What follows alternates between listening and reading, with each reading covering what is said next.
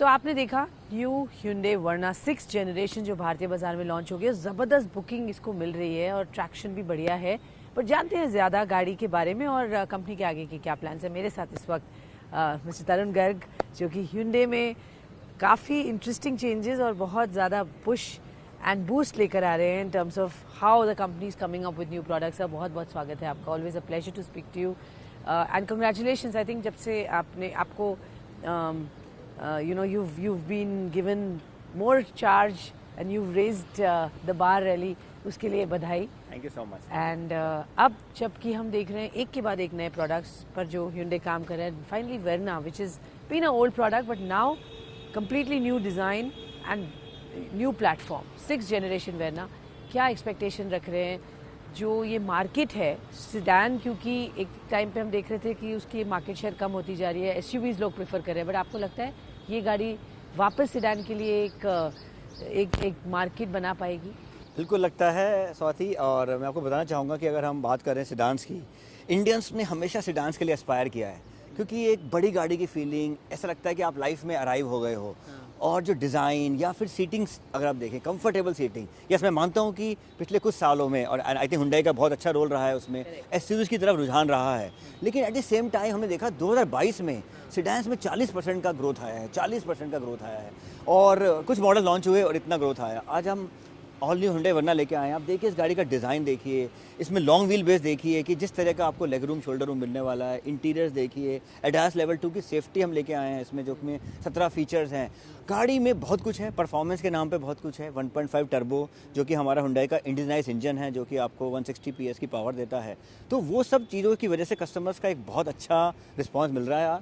और आपने बुकिंग की बात की, अब लगभग 9000 बुकिंग में हम पहुंच रहे हैं, और बहुत ही अच्छा रिस्पांस, और हमारे को बहुत कॉन्फिडेंस है कि ये गाड़ी ना सिर्फ सेडान सेगमेंट को रिवाइव करेगी, बल्कि Hyundai की जो वर्ना के वॉल्यूम है वो भी हम दुगने से ज़्यादा करने का हम इसमें प्रयास करेंगे। दुगने से ज़्यादा वॉल्यूम आप इसकी उम्मीद कर रहे हैं? बिल्कुल बिल्कुल बिल्कुल। जैसे पिछले साल हमने लगभग 19,000 वर्ना बेची थी, और हमारा ये मानना है कि हम अगले 12 महीनों में 38,000 से ज़्यादा वर्ना बेच पाएंगे। वंडरफुल। सो क्लियरली आपको दिख रहा है एक मार्केट है, इसके लिए डिमांड है, और आप वो इस गाड़ी से पूरी करेंगे। अगर इसकी स्पेस और कंपटीशन की बात करें, ये गाड़ी किन किन पैमानों पर बेहतर है कंपटीशन से? देखिए, हालांकि मैं पर्सनली कभी भी कॉम्पीट करने में इस तरह से विश्वास नहीं करता हूँ, मगर आप देखिए इस गाड़ी की एक बहुत यूनिकनेस है कि नॉर्मली अगर आप देखते हैं कि गाड़ी में चेंज होता है, इतना बड़ा चेंज नहीं होता है।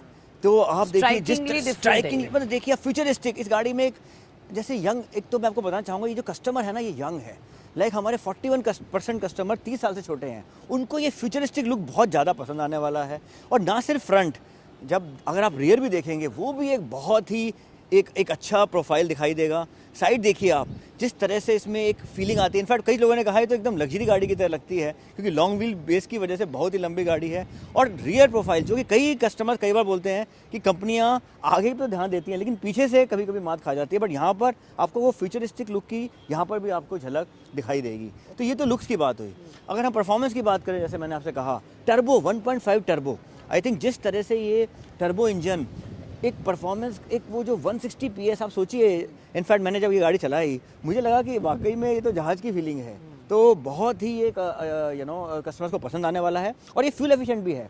20 किलोमीटर प्रति लीटर की जो टर्बो होने, यानी परफॉर्मेंस ज़्यादा होने के बावजूद भी फ्यूल एफिशिएंसी को आपने बहुत ध्यान रखा है, क्योंकि बहुत सारे डीजल के कस्टमर जो हैं, हमारा ये मानना है कि वो अब टर्बो की तरफ आकर्षित होने वाले हैं, बिकॉज उनको पावर और फ्यूल एफिशिएंसी दोनों मिलने वाले हैं। Why not, I mean it's best of both worlds. Definitely. Okay, अब Hyundai की जो सक्सेस स्टोरी अब तक देखी है और जिस तरह से आपने प्रोडक्ट्स लॉन्च करे हैं लगातार एक के बाद एक, आई थिंक आपकी जो अटेम्प्ट हमेशा रहती है सेगमेंट लीडरशिप।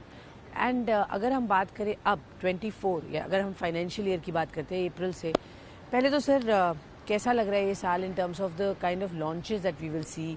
कौन से सेगमेंट्स में आपको लगता है आप अब प्रेजेंट होने वाले हैं और ज़्यादा फोकस करने वाले हैं? देखिए, अगर आप बात करते हैं Hyundai, नॉर्मली आपको पता है कैलेंडर ईयर हम लोग देखते हैं, तो तीसरे महीने में हम इस कैलेंडर ईयर के, और ये चौथा लॉन्च है। तो आई थिंक एक Hyundai हमेशा से हमारे मानना रहा है कि कस्टमर्स को एंगेज करने के लिए लॉन्चेस एक बहुत इम्पॉर्टेंट टूल होता है।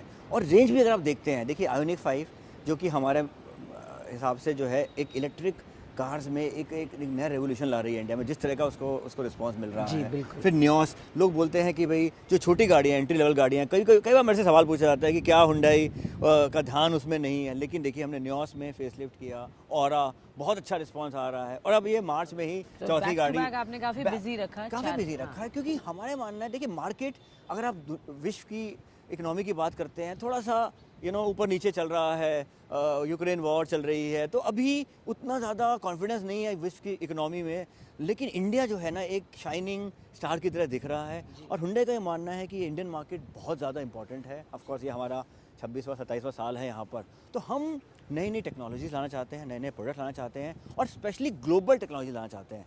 एक यहाँ पे मैं बहुत इंपॉर्टेंट बात कहना चाहूँगा कि अगर आप देखते हैं हुंडई ऑटोमेटिक से, देखिए आप जो DCT टेक्नोलॉजी है, जी हाँ, ये नहीं है कि हम 80 पे रुक गए हैं। यस, 80, AMT, IVT, DCT, अब DCT का रिस्पांस इतना ज़बरदस्त मिल रहा है हमें, क्योंकि आज इंडियन कस्टमर जो है ना वो कॉम्प्रोमाइज़ नहीं करना चाहता। और ग्लोबली जो प्रेजेंट है आप उसको भारत में ला बिल्कुल। रहे हैं और लोग यहाँ लेना चाह रहे हैं। बिल्कुल, और डिमांड उसको है। ऐसा भी नहीं है कि हम सिर्फ वही चीज़ परोस देते हैं। जैसे एडास लेवल 2 है, हमने उसको इंडियन कंडीशन में टेस्ट किया ताकि वो इंडिया में भी सक्सेसफुल हो सके, और आज तीसरा मॉडल है, और मेरे को बड़ी खुशी है कि लगभग 30% बुकिंग हुंडई वर्ना में एडास की आ रही है। तो लोग अब अहमियत दे रहे हैं सेफ्टी को, फीचर्स को, और प्रेफर करते हैं बड़े प्रोडक्ट्स को, Definitely. In the sense that आपका जो हायर वेरिएंट है। आई थिंक ये नया इंडिया है, ये इवॉल्विंग इंडिया है, एंड ये इंडिया ऐसा है जो कि कॉम्प्रोमाइज़ नहीं करना चाहता, और अपनी गाड़ी में वो सारे फीचर्स आते हैं। ब्रिलियंट। हम ओवरऑल परफॉर्मेंस की बात करना चाहेंगे और समझना चाहेंगे जब ये साल किस तरीके की ग्रोथ एंटिसिपेट कर रहे हैं, क्योंकि जैसे आपने कहा ग्लोबल इकोनॉमी थोड़ी सी यहाँ पर दिक्कत है, क्या वो इंडिया में उसका असर श्योरली थोड़ा तो दिखता ही है, कॉशियस होना ज़रूरी है। तो आपको ये पूरा साल आपकी कंपनी के लिए कैसा लग रहा है, कितनी ग्रोथ एंटिसिपेट? बिल्कुल, देखिए पिछले साल की अगर हम बात करें कैलेंडर ईयर 22 की, तो 3.8 मिलियन, लगभग 38 लाख गाड़ियाँ इंडिया में बिकी हैं। ऑफकोर्स उस साल 22-23% की ग्रोथ थी, लेकिन वो बेस भी लो था, और पिछला साल जो था हाईएस्ट एवर था ऑटो इंडस्ट्री के लिए, हुंडई के लिए भी हाईएस्ट एवर था।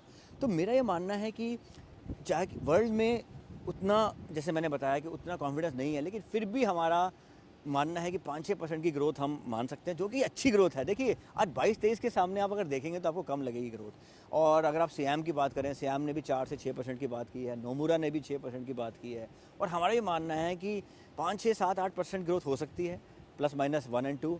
ऑफ कोर्स अगर हम इंडिया की बात करें तो बहुत स्ट्रांग है, लेकिन वर्ल्ड भी थोड़ा ठीक रहना चाहिए, क्योंकि जब ये न्यूज़ सुनते हैं कि भाई कहीं पे ले ऑफ हो रहे हैं या कहीं पर ये चल रहा है, तो थोड़ा बहुत सेंटीमेंट में फ़र्क पड़ता है। बिल्कुल। लेकिन India is going very strong. आज भी हमारे पास 1,15,000 का बैक ऑर्डर है, और जैसे मैंने आपको बताया अब लगभग 9,000 की तरफ हमारी बुकिंग्स पहुंच रही हैं, तो इंडिया में अभी भी बहुत अच्छा रिस्पांस है। ओके, तो इंडिया में रिस्पांस है, डिमांड आपको लगता है इंटैक्ट रही। एक्सपोर्ट्स को लेकर सर, क्योंकि आप एक टाइम पे लार्जेस्ट एक्सपोर्टर होते थे, बिल्कुल। आपने वो स्ट्रैटेजिकली खुद एक स्टेप बैक किया था क्योंकि डोमेस्टिक डिमांड स्ट्रांग है, तो अब एक्सपोर्ट्स में क्या स्ट्रैटेजी रही? नहीं, बहुत अच्छी है, और वरना की अगर मैं बात करूं तो ये तो एक बहुत ही स्ट्रॉन्ग एक्सपोर्ट प्रोडक्ट रहा है, और हमारा मानना है कि ये गाड़ी ना सिर्फ इंडिया में धूम मचाने वाली है, एक्सपोर्ट्स में भी धूम मचाने वाली है। और हमारा एक्सपोर्ट्स में, देखिए हुंडई एक ऐसी कंपनी है जो कि जब से आए हैं हम लोग, हमने एक्सपोर्ट्स और डोमेस्टिक में बहुत अच्छा बैलेंस रखा है, जी। बिकॉज हमारा मानना है मेक इन इंडिया जो है ग्लोबल के लिए, वो एक ना सिर्फ हमारे को फॉरेन एक्सचेंज देता है, लेकिन हमें क्वालिटी के मापदंड भी इंप्रूव करने में हेल्प करता है। तो एनीवे अगर हम वरना की बात करें तो ये प्रोडक्ट ऐसा है जो कि बहुत ही एक्सेप्टेड है, वेल एक्सेप्टेड है, और ये आप कंटिन्यू और हम करेंगे कंटिन्यू यहाँ से? करेंगे ये तो export के ग्लोबल लिए। लॉन्च पहली बार भारत में ये गाड़ी सबसे पहला मार्केट है जहाँ ये आई है, और यहाँ से अब दूसरे मार्केट्स में भी बिल्कुल बिल्कुल 100%, और हमारा बहुत कॉन्फिडेंस है कि हम प्रोडक्शन export- कैपेसिटी सर अभी आपकी कितनी है ओवरऑल, और देखिए। इसको कैसे स्केल अप करेंगे? बिल्कुल, देखिए पिछले साल हमारी प्रोडक्शन कैपेसिटी लगभग 7,60,000 की थी। जी। अब S2 में हमने कुछ चेंजेस किए हैं, जिससे हम लगभग 50-60,000 और बढ़ा पाएंगे। उसी existing facility। Existing Chennai plant की मैं जी। बात कर रहा हूँ, तो 8,20,000 पे हम लोग पहुंच जाएंगे अगर हम अगले साल की बात करें, तो 8,20,000 की एक अच्छी कैपेसिटी है हमारे लिए, जो हमारे डोमेस्टिक और एक्सपोर्ट को मिला के अभी ये साल तो आपका निकल जाएगा, ये बिल्कुल निकल जाएगा। इसके बाद क्या प्लान्स है? तो देखिए इसके बाद हमने आपको, अब आपने पढ़ा ही होगा कि हम लोग उस पर टर्म शीट वगैरह साइन किया है जी। हमने, तो आगे जाके हम लोग तैयारी कर रहे हैं कि भाई इंडियन Next मार्केट scale को of देखते हुए, expansion। बट अभी तो जो है 8,20,000 हमें लगता है कि हमारे लिए अगले 1-2 सालों के लिए बहुत अच्छी कैपेसिटी है, बिकॉज अगर हम पिछले साल की बात करें लगभग 7 लाख गाड़ियाँ हमने की थी 2022 में, अगर डोमेस्टिक प्लस एक्सपोर्ट देखते हैं, तो हमारे पास अभी काफ़ी स्कोप आ काफ़ी जाता है scope इस 60,000 गाड़ी के एक्सपेंशन से। स्मॉल एसयूवी वो स्पेस एक बढ़िया बजिंग है, हमें पता है कि आपकी भी वहाँ पर काम चल रहे हैं, तो इस साल जो बड़ा फ्लैगशिप एब्सोल्युटली न्यू प्रोडक्ट होगा वो छोटा एसयूवी, राइट? देखिए फ्लैगशिप तो मैं कहूँगा कि अभी मैं हमेशा मानता हूँ कि जो आज है वो वही सत्य है। हाँ। और आज का सत्य ये है कि ये हमारा एक फ्लैगशिप मॉडल है, Hyundai वर्ना। और देखिए Hyundai ने कभी निराश नहीं किया है और हम हमेशा जहाँ पे भी हमें कोई अपॉर्चुनिटी दिखती है और हम तैयार रहते हैं तो वहाँ पर हम डेफिनेटली कोशिश करते रहते हैं कि हम कब मॉडल लॉन्च कर सकें। मगर मैं आज, जैसे मैंने आपको बताया, आज हमारा Hyundai वर्ना का दिन है और हम Hyundai वर्ना के बारे में ही मैं बोलना चाहूँगा कि हम बहुत उत्साहित हैं रिस्पॉन्स से और हमारा मानना है कि कस्टमर प्राइसेस अप्रैल में यूजुअली हम देखते हैं कि कंपनियां बढ़ाती हैं, कुछ कंपनीज ने अनाउंस भी करना शुरू कर दिया है। Hyundai के क्या प्लान्स हैं? देखिए अभी हम लोग वर्कआउट कर रहे हैं। हमारी हमेशा कोशिश रहती है कि हम कम से कम प्राइस पास करें। एट द सेम टाइम कुछ ना कुछ रेगुलेशन जैसे भी आती हैं तो उसके हिसाब से हम लोग देखते हैं कि क्या करना है। तो अभी हमारी डिस्कशन चल रही हैं एंड लेट अस सी कि हम क्या कर पाएंगे, क्योंकि कुछ नए नॉर्म्स आ रहे हैं, जैसे आपको पता होगा अब सीट बेल्ट रिमाइंडर और कुछ नए नए नॉर्म्स आ रहे हैं। तो उनके हिसाब से हम अपना प्राइस का फैसला करेंगे और जल्दी ही बताएंगे आपको कि हमारा क्या इसमें स्ट्रैटेजी रहेगी। ओके, ऑल राइट, बहुत बहुत धन्यवाद। All the very best, always a pleasure to speak to you. Thank you so much. Thank you and good luck. Thank you.